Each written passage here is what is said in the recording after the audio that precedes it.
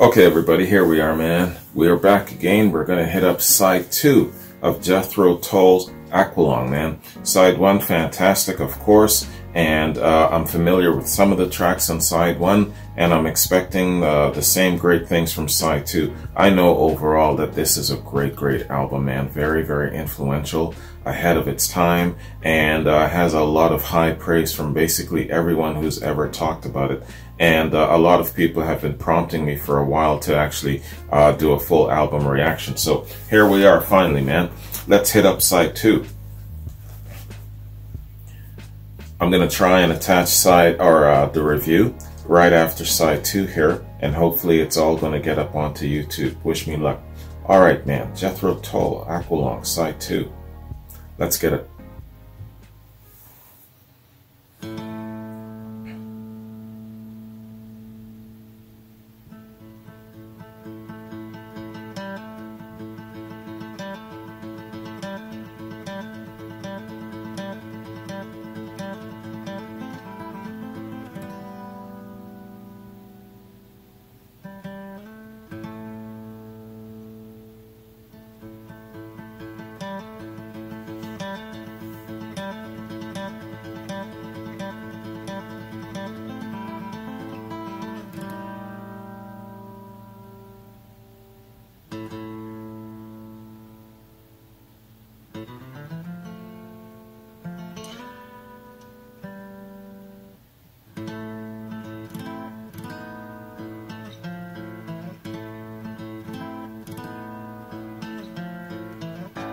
People, what have you done?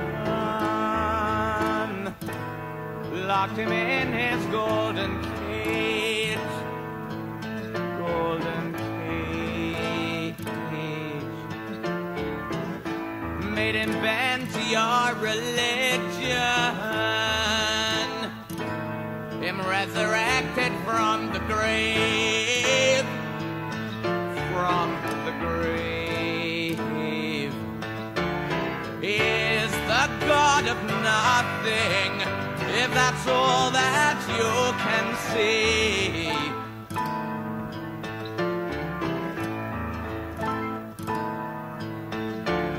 You are the God of everything. He's inside you and me.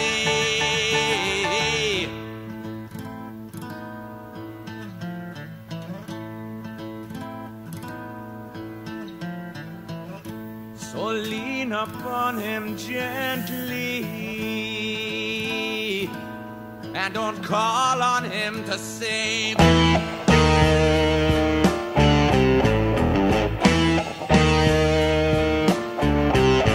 You from your social graces, whoa, and the sins you used to wave. You used to wave. The bloody Church of England in chains of history.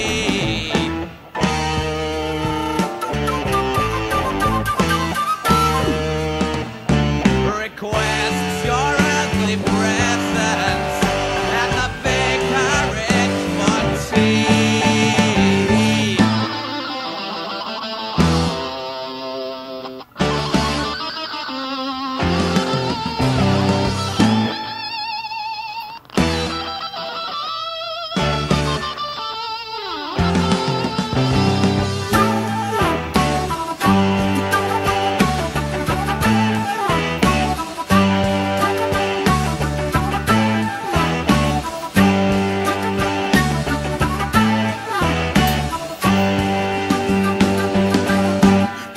This is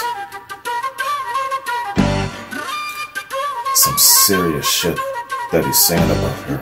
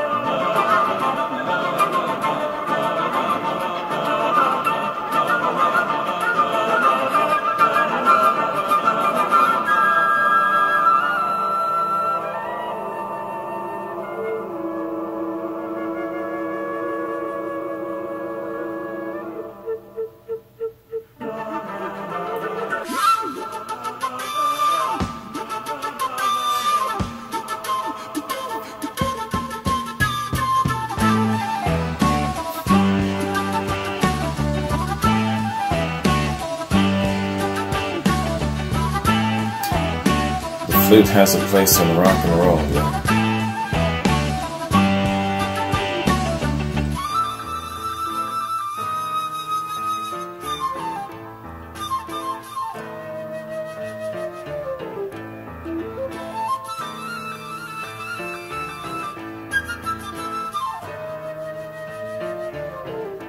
And the graven image, you know, with his plastic crucifix, he's got him fixed.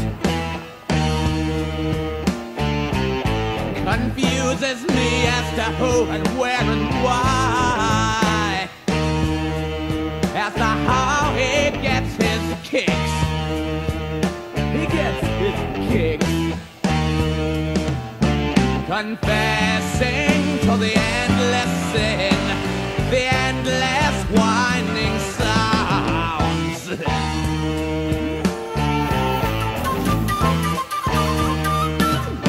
You'll be praying till next Thursday to all the gods that you can count. Wow.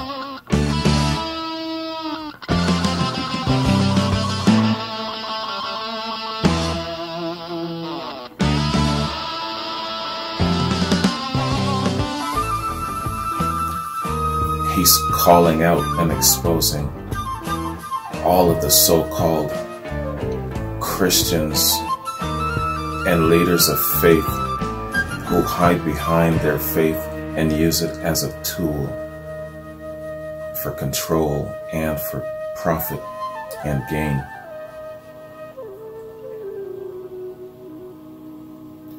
The theme of false prophethood has been really strong lately in my Oh, Father high in heaven, smile down upon your son. Yeah, was busy with his money gains, his women and his guns. But Jesus saved me.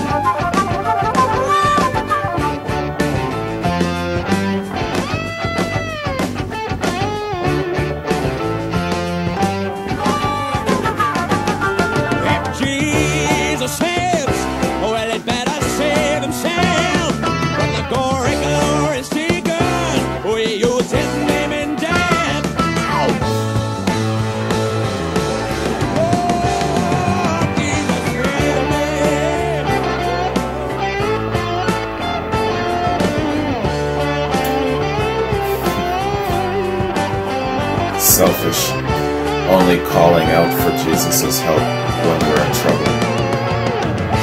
Hypocritical.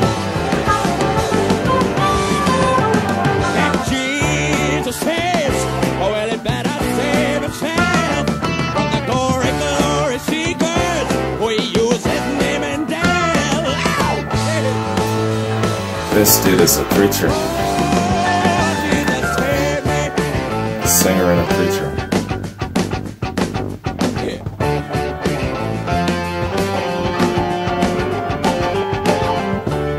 Well, I saw him in the city and on the mountains of the moon. Yeah. His cross was rather bloody. Oh, and they could hardly roll his stone. And Jesus saved me.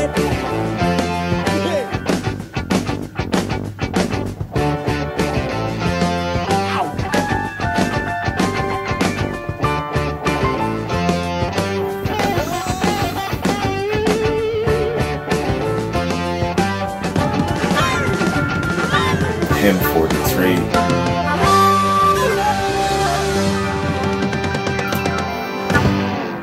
Hymn 43 is, well, the lies, separation, and I believe it's A Son is Born.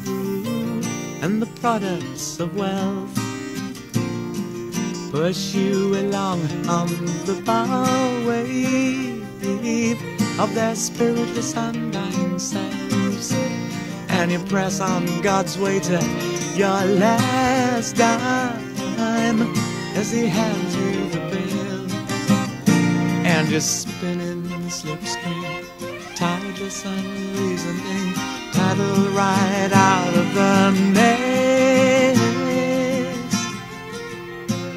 and you paddle right out of the maze.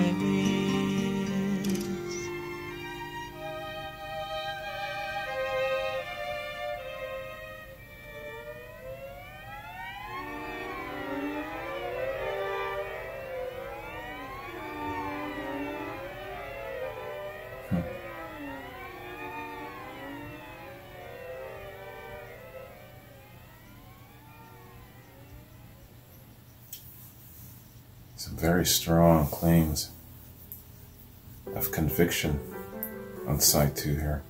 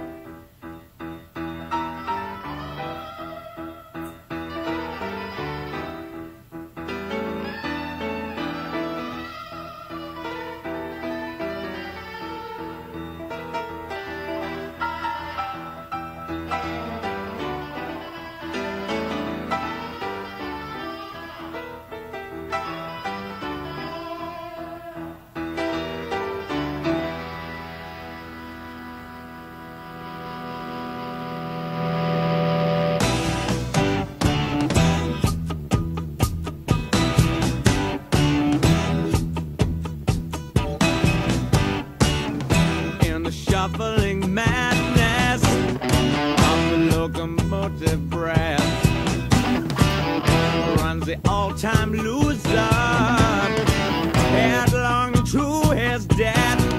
Oh, it feels the piston scraping, steam breaking on his brow.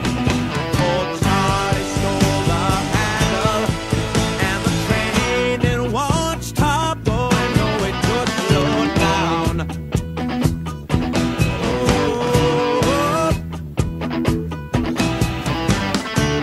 He sees his children jumping off the stations one by one.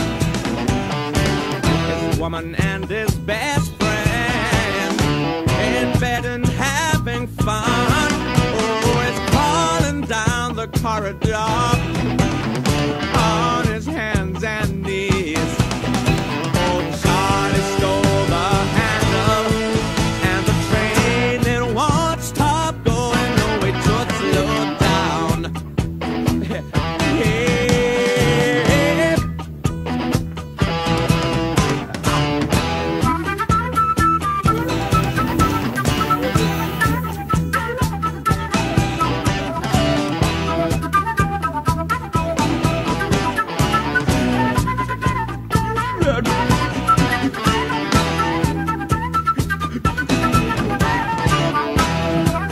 I'm pretty sure this song is where I first heard the flute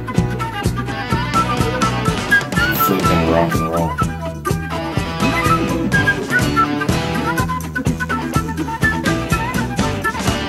He hears the silence howling, catches angels as they fall, and the all-time winner has got him by the balls. Oh, he picks up Gideon's Bible, open at page 1. I thank God he stole the handle, and the train it won't stop. Oh, no, it could slow down. No, it could slow down. No, it could slow down. No, it could slow down. No, it could slow down. I think that out of control element is the person's life. And the train, of course, metaphorically is describing the building of the momentum.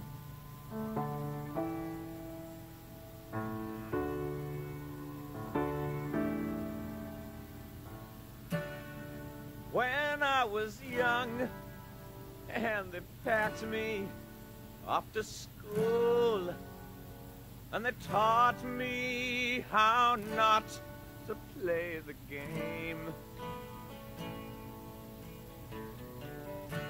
I didn't mind if they groomed me for success, or if they said that I was just a fool. So I left there in the morning with a God tucked underneath my arm, the half-assed smiles, and the book of rules. And I asked this God a question, and by way of firm reply, he said, I'm not the kind you have to wind up on Sundays. So to my old headmaster, and to anyone who cares, before I'm through, I'd like to say my prayers. I don't believe you had the whole damn thing all wrong. He's not the kind you have to wind up on Sundays. Well, you connect, communicate me on my way to Sunday school, and have all the bishops harmonize these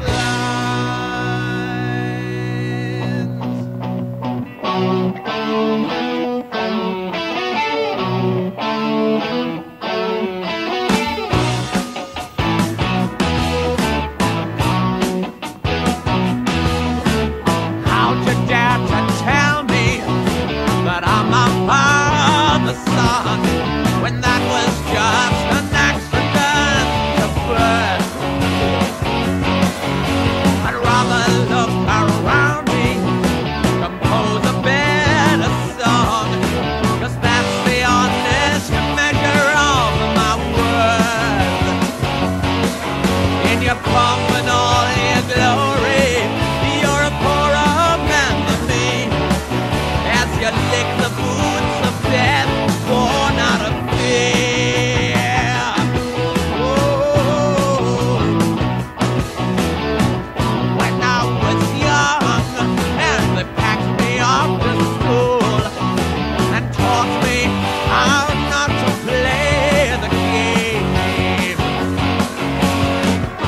I didn't mind if they groomed me for success, or if they said that I was just a fool. I left there in the morning with that God under my arm, the half-assed smiles, and the book of rules. Ian's got a lot to say on this album about conviction.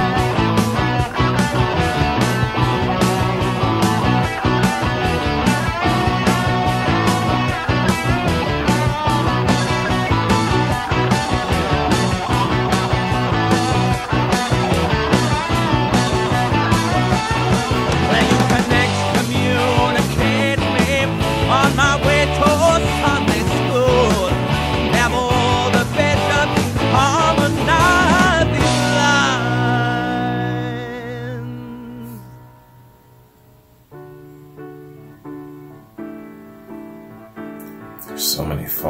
prophets in the world hiding behind religion,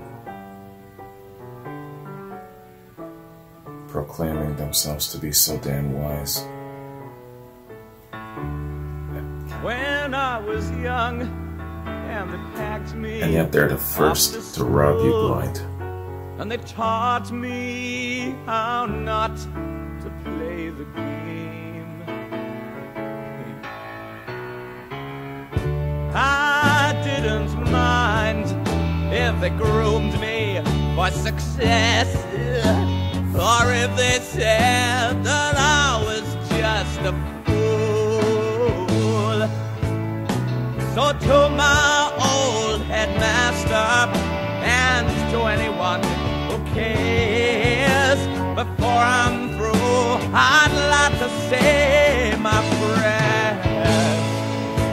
Well, you can excommunicate me on my way to Sunday school, and have all the bishops harmonize these lines.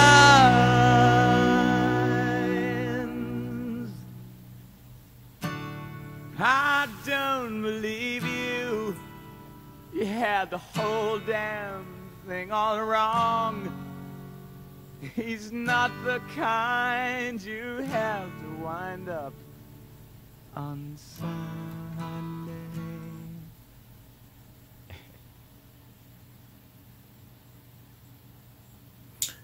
Winding yourself up on Sundays only to look so refined and holy.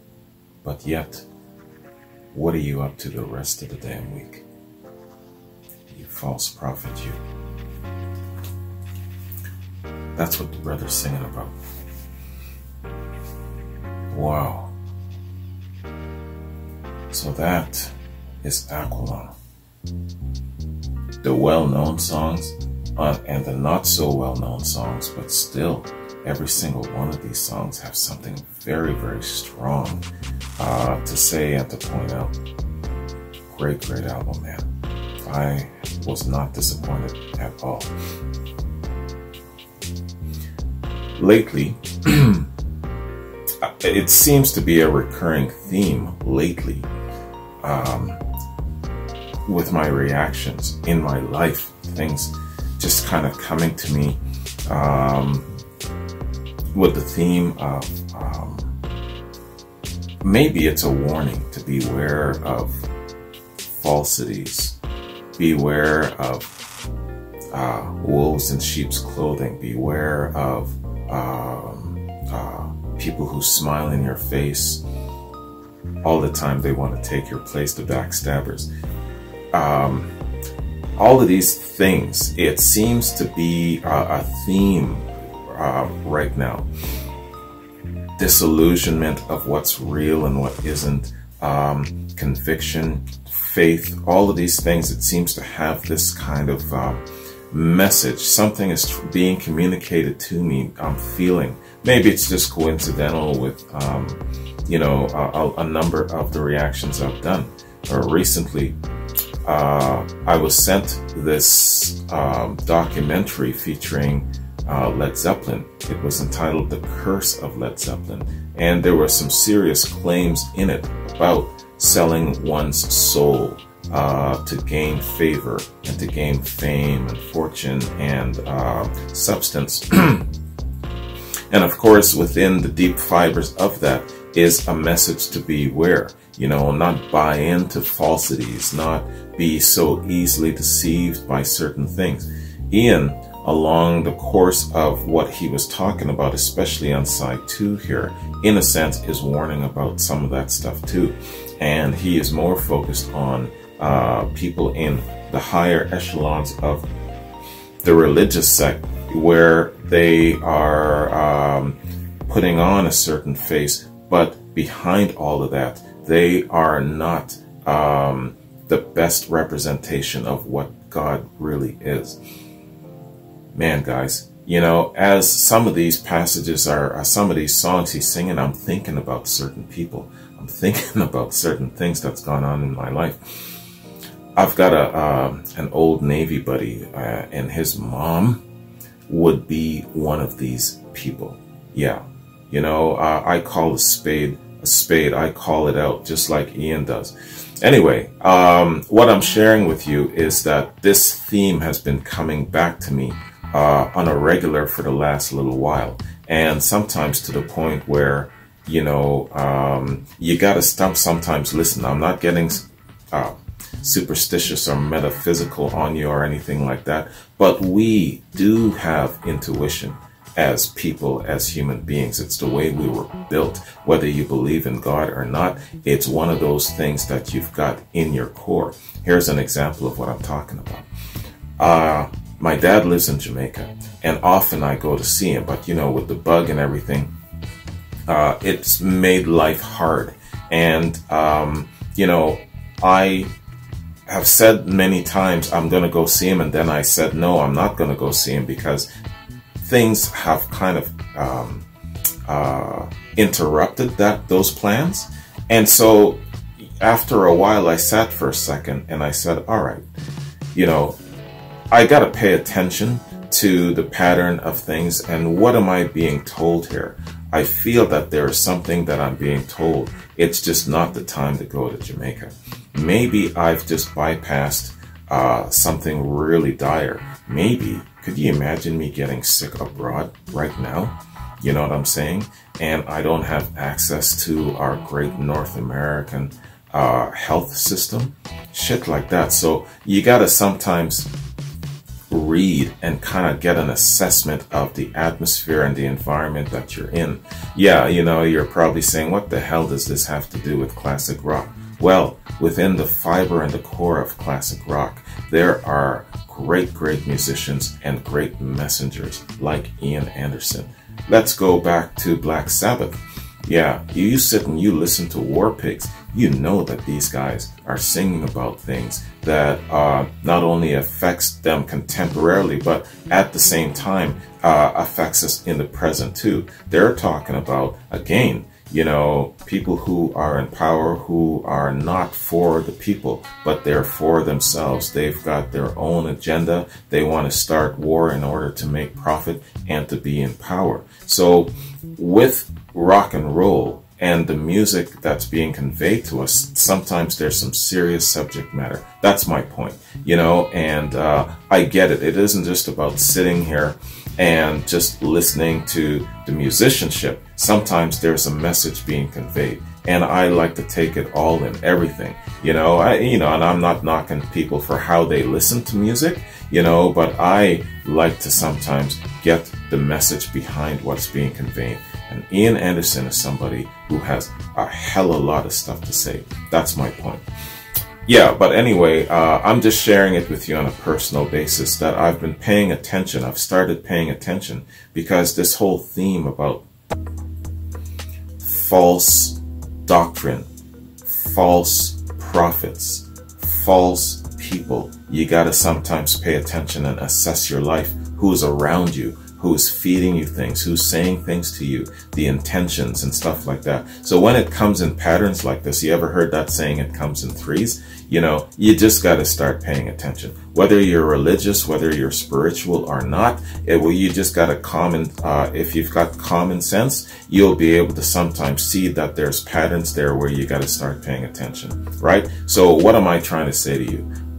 Based on what the music is telling me, based on what's going on with my reactions, all I'm trying to say to you guys is keep your heads above you and pay attention to what's going on around you in regards to what you're taking in from the news, in regards to what people are saying in and around you. Sometimes, you know, people are closing in on you and you don't realize it, and before you know it, you've got emotions, you've got rationale that's really not your own. What you're doing and what you're feeling is you're picking up things from other people's vibe. You know what I'm saying? So guard yourself against just the vibe of certain people. That's what I'm trying to say, in a sense. Basically, I'm saying this to myself right now, but I'm sharing it with you. All right, that's enough of that shit. So let's do a review of this great album, Aqualung. All right, man. End of part 2, side 2. And let's get into the review now, man. And hopefully it'll all make it up. Side 1 did not make it up onto YouTube, so maybe we'll get better luck with side 2 in the review. Aqualung. Aqualung is the 4th studio album by British rock band Jethro Tull, released on the 19th of March in '71 by Chrysalis Records. It's widely regarded as a concept album featuring a central theme of the distinction between religion and God, though the band have said there is no intention to make it a concept album and that only a few songs have a unifying theme. According to one reviewer, the album has dour musings of faith and religion, which for him have marked it as one of the most cerebral albums ever to reach millions of rock listeners. Absolutely. Aqualung's success signaled a turning point in the career of the band, which went on to become a major radio and touring act. Recording at Island Records studio in London, it was their first album with keyboardist John Evan as a full-time member, their first with new bassist Jeffrey Hammond, and last album featuring Clive Bunker on drums, who quit the band shortly after the release of the album. Why did Clive Bunker quit? Something of a departure from the band's previous work, the album features more acoustic material than previous releases, and, inspired by photographs of homeless people on the Thames embankment taken by singer Ian Anderson's wife Jenny, contains a number of recurring themes, addressing religion along with Anderson's own personal experiences. One of these days, once this bug is under control, I'm going to take a riverboat cruise up the River Thames. After my riverboat cruise up the Mississippi. Do that, y'all. Put that on your bucket list, man. Take riverboat cruises. They're better than ocean cruises. Alright. Back to Aqualung. Aqualung is Jethro Tull's best-selling album, selling more than 7 million units worldwide. It was generally well received critically and has been included in several music magazine best of lists. The album spawned 2 singles, Hymn 43 and Locomotive Breath. Musical style. The songs on the album encompass a variety of musical genres with elements of folk, blues, psychedelia, and hard rock. The riff-heavy nature of tracks such as Locomotive Breath, Hymn 43, and Wind Up is regarded as a factor in the band's increased success after the release of the album, with Jethro Tull becoming a major arena act and a fixture on FM radio. Biting my tongue. FM radio. I won't go into it at all. You know what I was about to do, right? Let's move on. In a style, no, let's not move on. Allow me just a super quick rant. How in the hell FM rock radio, classic rock radio these days, you can listen for an entire week and not hear a single one of these classic songs from Aqualung? Why? In place of Dexy's Midnight Runners, Culture Club, shit like that. I'm not okay. I grew up listening to it and it's got its place, but not on classic rock radio. Every single week you should at least hear Locomotive Breath once or Aqualung once if you call yourself a classic rock radio station. You have sold out. You've sold your soul. When we're talking about conviction, there you go. Sorry, I had to get it out. Where the hell was I now? In a stylistic departure from Jethro Tull's earlier albums, many of Aqualung's songs are acoustic. Cheap Day Return, Wandering Aloud, and Slipstream are short, completely acoustic bridges, and Mother Goose is also mostly acoustic. Anderson claims his main inspirations for writing the album were Roy Harper and Bert Jansch. Jansch. Some of you are going to kill me for that rant. I can feel it. Critical reception. Aqualung received mixed to favorable reviews from contemporary music critics. Rolling Stone magazine's Ben Gerson lauded its fine musicianship, calling it serious and intelligent, although he felt that the album's seriousness undermined its quality. That's interesting. Let me know. What do you think about that? Do you think he's got a good point there? That it undermined its quality because of the serious nature of the message? Maybe too much of a certain message, too much of a theme? I think that's what he's talking about. The religious conviction element. Let me know what you think about that. That's interesting. Something interesting from Rolling Stone. Sounds said that its taste and variety made it the band's finest work. Okay, someone on the opposite side. Aqualung was voted the 22nd best album of '71 in the Village Voice's annual Paz and Jobs critic poll. Okay, let's skip this dude altogether.